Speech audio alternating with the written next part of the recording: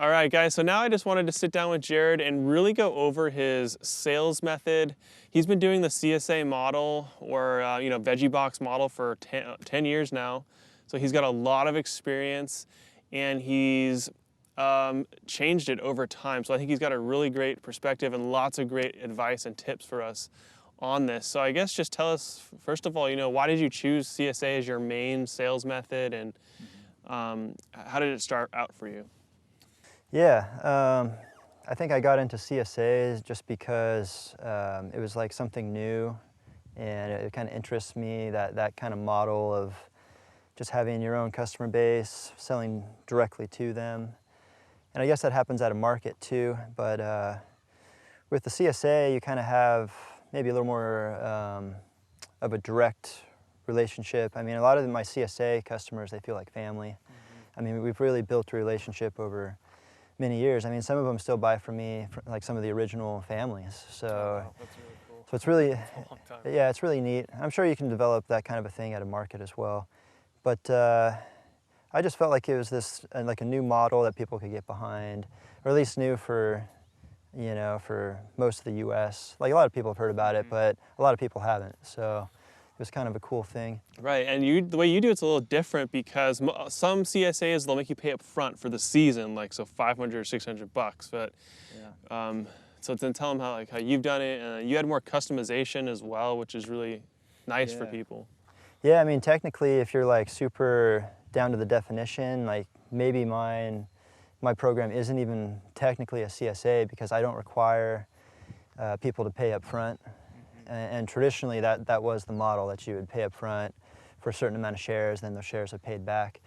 But I noticed that people just like flexibility and and also having the option of maybe changing a few items or two in the bag.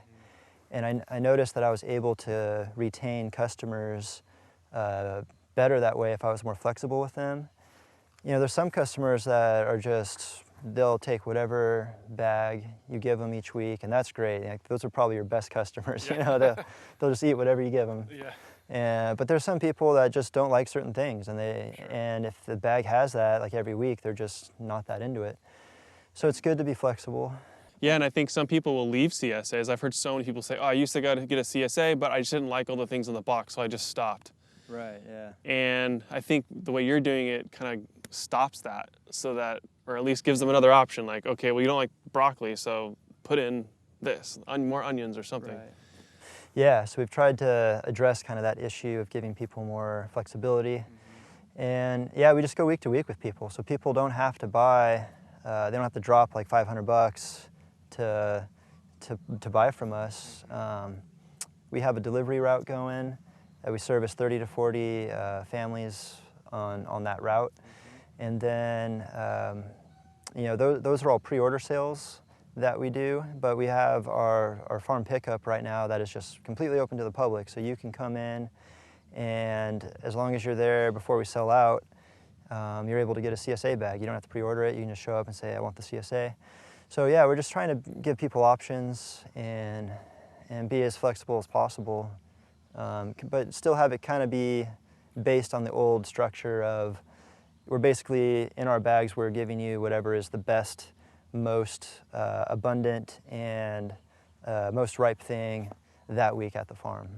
So you had the Saturday pickup. That was kind of a mainstay for a long time. Plus your deliveries on different days throughout the week, and then in 2019 you started. I think it was 2019. You started doing farmers markets. Yeah.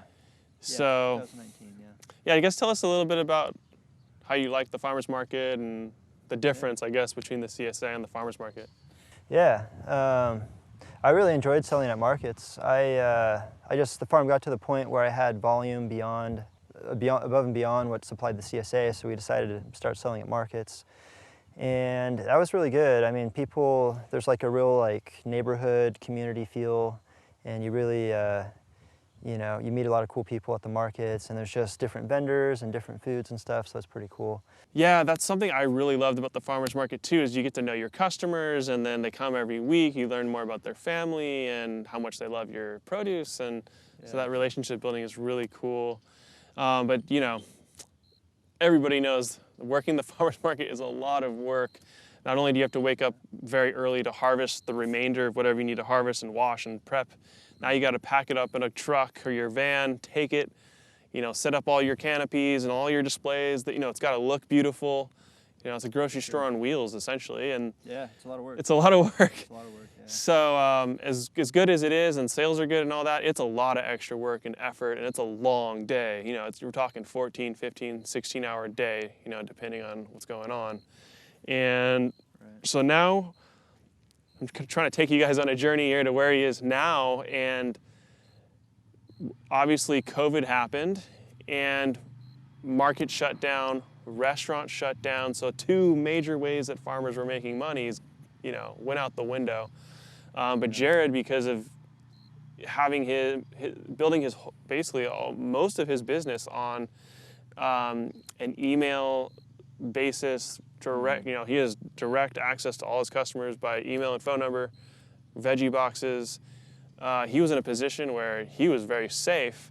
And then I guess explain what happened, like the market shut down, and then what did you have to do? How did you adapt? Yeah, at first when everything started shutting down, I was a little worried. I didn't know what it was going to look like going forward. But like you mentioned, it was a big advantage to have my direct contact with all my customers, or most of them, because of my CSA program, or just because I do a weekly produce list mailing. So I just mail out a bulk email out to all my customers, just telling them, hey, this is what we're harvesting this week, and what's available, when to buy it, or when it's available. And so that was super powerful, because a lot of farmers were just completely reliant on the farmer's market or dealing with restaurants, and they had to really figure something out real quick, whereas I already had a preset customer base that that I was in communication with, so I was able to adapt to the situation very readily, and it worked out really well. Yeah. And yeah, I mean, demand really spiked after COVID. I mean, it was like unbelievably so. And we started getting tons of people just coming out to our farm, which was, we had decent crowds coming out for our Saturday pickup, but after COVID hit, it was literally just like a mass of people. So it got real tricky, because you had all these restrictions coming in for social distancing, and at the same time we have record amount of numbers like showing up at the farm. So it's like, all right, we got to figure out the situation we got here. So yeah, originally it was just we started handing out numbers to people, and then people were able to take the number and then spread out. We sell in a big courtyard at my original site, and in the main courtyard people were able to spread out and like social distance, and so they felt okay about the situation. Yeah. And that worked good for a while, but then there was just so many people, and then we had a few complaints, because people were still thinking that there was too much, people were like too close to each other. So then we actually went to like a drive-through format, and we started having people essentially just line up in their cars, stay in their car, and we go to them and just hand them produce through their window. And that worked pretty good. It actually worked so well that we got the cops called on us, because we had a long line of cars going out down the street, and I'm not sure why anyone called the cops, but some lovely neighbor. Yeah, I think they were the cops said someone was worried about COVID gatherings. Oh my gosh, these people, man. So yeah, but we kind of overcame that, and that was because we were actually set up on the street for a few weeks, because the owner of my site was kind of freaked out, and he didn't want all these people on site. So we tried to do it across the street. That didn't work. Mm-hmm. So then we convinced him that it was okay. We could do it back on site. And so now we have the cars lining up on site down an alleyway, and it's been working out really well since we started doing that. Yeah, and I was there to see what it looked like and film some of it, and yeah, they just have it working like clockwork now, and Just they have all the. I think they open at 2:45, but by 2 o'clock there's already like 20 cars waiting. So they were able to open up early and then get the cars moving. And tell them how you incorporate your team into this too. So yeah, we have different people kind of doing different things that make the whole drive-through work smoothly and well. I have one of the crew members, Josh. He's up in the front, greeting everyone as they come in, and really helping direct traffic. He's a really, really good people person, friendly guy, really personable guy, really good for the job. Just making everyone feel like they're welcome there, and he'll answer questions too. Like if people have any questions about the farm, he'll just kind of give them a brief overview of that. But also he's handing out a menu to everyone as they come in. And the menu is just whatever is available that week. We got the CSA at the top and then individual items underneath that. And so then the people are able to take the menu and they form a line in their cars. And like you mentioned, we open at 2:30. We have people showing up usually by like 1:30, 1:45. And so they have some time when they're in their car, they're like filling out the menu. They got it all figured out. And by the time we open and they get to the front, it's really just a matter of they hand us the menu and then we take it and we fill the order. We got crew members in the fridge that are doing bagging, but we have a preset number of CSAs already made so that we can just grab them and get them out the door really quick. But we still allow custom orders, so there is still certain baggings that are going on like in the moment. How do you figure that ahead of time, like how many bags you should have ready to go so that you don't have to really think, or don't only have to do a bunch of prep before you hand it to them? Because they'll check on their menu, I want 1 CSA bag, and then they might say, I want some extra green onions, some extra tomatoes, some oranges or something. Right, yeah, a lot of people order the CSA plus extras.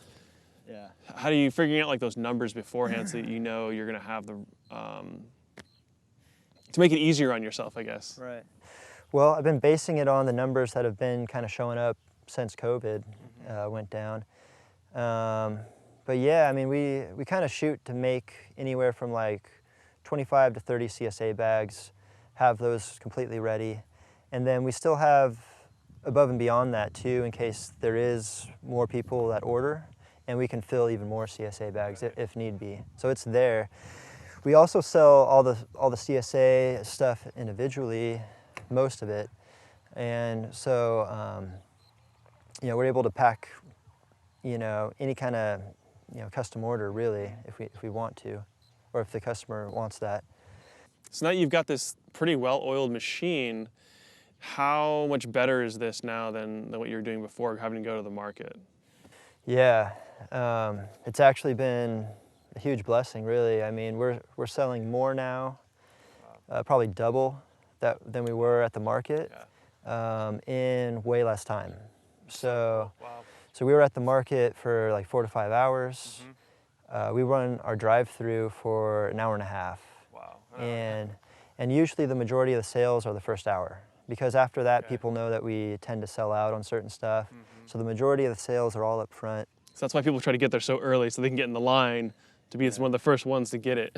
Yeah, essentially, I think they're trying to get there so they have the full, before we sell out on any items. Because, there's so many people coming out, we tend to sell out, maybe not everything, but on a good amount of stuff, usually.